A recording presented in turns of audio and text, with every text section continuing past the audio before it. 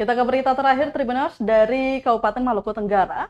Di akhir masa jabatan Bupati Maluku Tenggara, harap Festival Pesona Metikei tetap dipertahankan. Festival Pesona Metikei menjadi kebanggaan Bupati Maluku Tenggara Tahir Hanubung menjelang berakhirnya masa jabatan pada 31 Oktober 2023 mendatang. Karena Festival Pesona Metikei mampu mempromosikan Maluku Tenggara ke masyarakat lokal, nasional, dan internasional.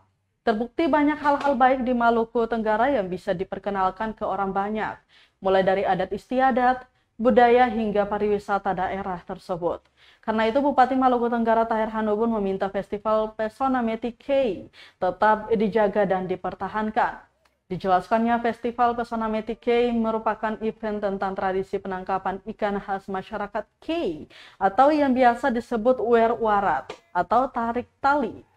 Proses penangkapan ikan secara tradisional ini menggunakan daun kelapa yang dibentangkan di laut yang ditarik masyarakat beramai-ramai hingga ke darat.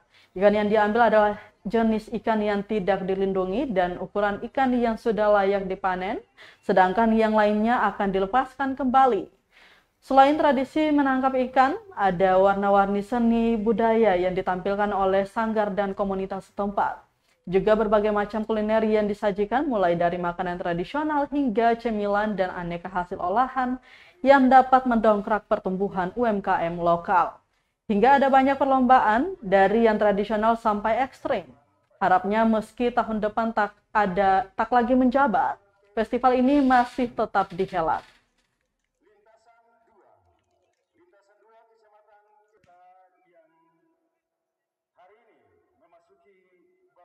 Download Tribun X sekarang, menghadirkan lokal menjadi Indonesia.